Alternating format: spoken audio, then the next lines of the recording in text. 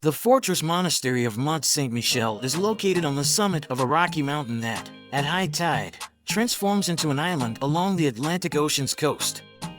This island castle leaves an unforgettable impression thanks to the stark contrast between the pristine sandy beaches and the fortress walls, churches, and bell tower spire rising out of the mountain. The most well-known and significant tourist destination in the nation is Mont Saint-Michel. The island receives roughly 3 million visitors annually. Some people are drawn to the historical and architectural landmarks, while others are drawn to the beautiful scenery and distinctive tides. The island's abbey is also one of the most well-known religious structures and a popular destination for pilgrims.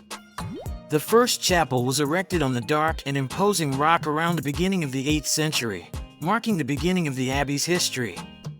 The main church of the monastery started to be built in the 11th century, and by the 13th century, pilgrims from all over Europe, including France, had already begun to flock to the abbey. The monastic complex was known as the Miracle or La Merveille for good reason. The island fortress can be moved on the map. Since it has never been taken by the enemy and has withstood numerous protracted sieges, Mont Saint-Michel is regarded as impregnable. It may be recognizable to Tolkien fans as having characteristics of the fortress from the main book's film version.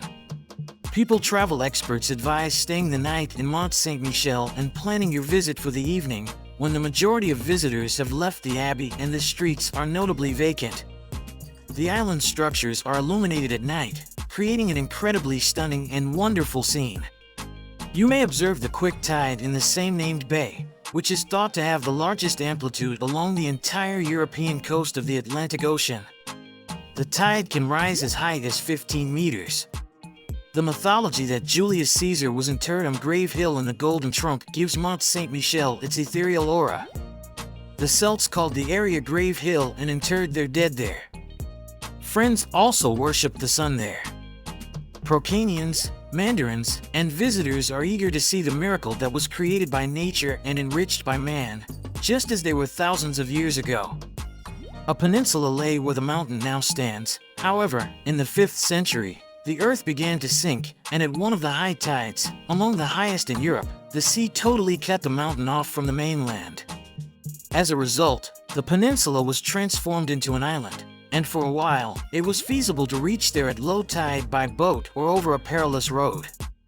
The island is currently connected to the mainland by a causeway for communication ease, but on the days of the full and new moon, you may still only travel there by sea. Until the Archangel Michael appeared to Aubert, bishop of the coastal town of Avranches, later known as St. Aubert, in 708, and gave him the order to construct a chapel on Grave Mountain. The island was a remote and inhospitable location that quickly attracted the attention of monks. The monks built a small chapel at the foot of the mountain and remained the only inhabitants of the island until that time. The church was consecrated to St. Michael, and the island was given the new name of Mont Saint-Michel. A number of miracles occurred during the building process. For instance, Morning Dew traced the foundation's location, a cow was discovered where the first granite stone was to be placed, and Bishop Aubert saw the Archangel Michael in a dream who directed him to a freshwater source. Due to the numerous miracles that occurred on the island, Mont Saint-Michel attracted a lot of pilgrims. 2.5 centuries later, in 966, work started on the massive Benedictine monastery that would eventually stand atop Mount St. Michael for nearly 500 years. On the cliff's edge, work on the monastery church, one of Mont Saint-Michel's wonders and still standing today, started in 1020. It took only 100 years to finish because it was so difficult to build on the sheer cliffs. The Gothic monastery of La Merveille is the island's second miracle. King Philip II of France issued the construction order in 1211. It was a means for him to atone for burning a portion of the Church of St. Michael in 1203, when he was attempting to retake the island from the Dukes of Normandy. It wasn't always peaceful and isolated from the outside world when the Council of the Knights of St. Michael, formed in 1469 by King Louis XI, met in one of the monastery's halls. During the Hundred Years' War in the 15th century, the island was transformed into a fortress that successfully withstood more than one protracted British siege.